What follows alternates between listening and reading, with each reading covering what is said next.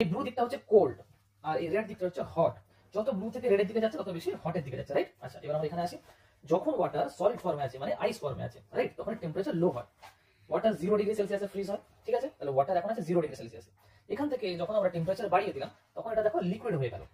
তাহলে এখানে ধরো 0 ডিগ্রি আছে, 0 ডিগ্রি থেকে এটা আমি করে দিলাম 30 ডিগ্রি সেলসিয়াস। ওয়াটার দেখো, তাহলে ওয়াটার লিকুইড হয়ে গেল। যত আমি কোল্ড থেকে হটের দিকে আসলাম তাহলে সলিড থেকে লিকুইড আসলো। আচ্ছা স্যার, তারপর আমি টেম্পারেচার আরো এখানে বাড়িয়ে দিলাম, 30 ডিগ্রি থেকে আমি করে দিলাম 110 ডিগ্রি সেলসিয়াস। তখন কি হবে না, লিকুইডটা হয়ে যাবে গ্যাস। লিকুইডটা কি হয়ে যাবে? গ্যাস। বুঝেছো? দেখো, এই যে ওয়াটারের স্টেট গুলো চেঞ্জ হচ্ছে সেটাকে আমরা একটা নাম দিই। কি নাম দিই? এই নামটা আমাদের দেওয়া আছে। এই নামটা হচ্ছে যখন ওয়াটার সলিড থেকে দেখো লিকুইড হয়ে যাচ্ছে তখন তাকে আমরা বলবো মেল্টিং। কি বলবো? মেল্টিং। ওয়াটার যখন সলিড থেকে লিকুইড হয়ে যাচ্ছে তখন তাকে আমরা বলবো মেল্টিং।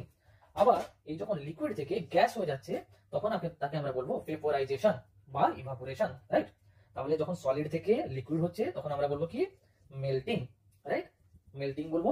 আর যখন এটা লিকুইড থেকে গ্যাস হচ্ছে তখন কি বলবো? ইভাপোরেশন বলবো, ইভাপোরেশন। বুঝা গেছে? আচ্ছা স্যার, এবার যখন জিনিসটা উল্টে যায় আমরা তখন কি বলবো? হ্যাঁ, তখনও বলা যায়। দেখো এখানে কি বলেছে, যখন গ্যাস থেকে আবার আমরা এটাকে ঠান্ডা করে দেবো, রাইট? এটা তো হট, হট থেকে আমরা কোল্ডের দিকে নিয়ে যাচ্ছি। তাহলে গ্যাস থেকে আবার হয়ে যাচ্ছে কি? গ্যাস থেকে হয়ে যাচ্ছে লিকুইড। তখন আমরা এটাকে কি বলবো? তখন বলবো কন্ডেনসেশন। তখন কি বলবো? Condensation, right? এখানে দেখো, আবার এখানে যখন লিকুইড ফর্মে আছে এটাকে আমরা আরো ঠান্ডার দিকে নিয়ে যাচ্ছি, কোল্ডের দিকে নিয়ে যাচ্ছি, তখন এটাকে আমরা কি বলবো?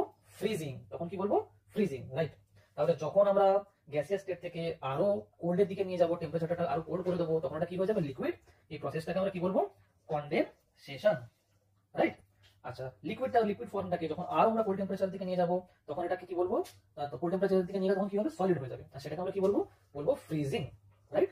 তাহলে বলবো ফ্রিজিং। ওকে, তাহলে আমরা এই পুরোটা দেখে নিলাম।